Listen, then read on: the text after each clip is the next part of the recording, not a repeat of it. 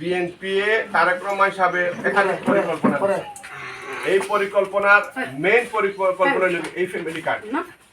আপনারা যদি বিএনপির ভোট দিয়া অর্থাৎ তারেক রহমান সাহেবের যদি সংসদ প্রধানমন্ত্রী হিসাবে পাঠায়, অর্থাৎ দেশও যদি সেবা করার সুযোগ দেয়, আরিফুল হক চৌধুরীর সাহেব যদি আপনারা সিলেক্ট ফাইলার জন্য ভোট দিয়া নির্বাচিত করেন, তাই যদি সংসদে যান, আপনারা এলাকার অবহেলিত যে মা বোন আছেন তার নামে একটা ফ্যামিলি কার্ড।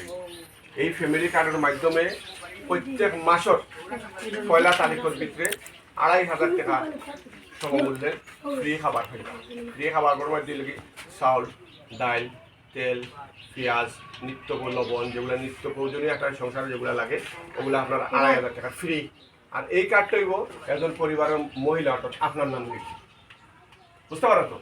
এর লাগে আমরা বই যে আপনারা দানের শিশু ফুল দোকান তারেক রহমানের প্রধানমন্ত্রী বানাওকা, তার যে প্ল্যানগুলা বাস্তবায়ন করোকা। এই প্ল্যানের লগে আরেকটা প্ল্যান আছে, এগুলো মহিলার নামে আপনার নামে।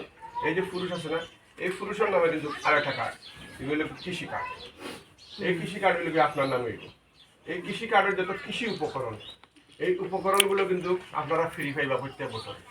সার, ধানের বীজ, লাউ ক্ষেতের যত বীজ লাগে, দা, কুদাল, খন্তি যেগুলো লাগে, এগুলো সম্পূর্ণ আপনারা বছর বছরে ফ্রি পাইবা। এই কার্ডগুলো হইব আপনার নামে, এই কার্ডটা হইব কি মহিলার নামে। এই 2টা কার্ড পরিবারের 2জন সদস্য পেলে আনি।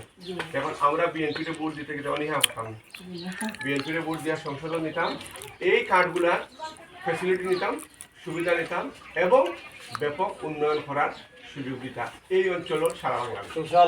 ধন্যবাদ।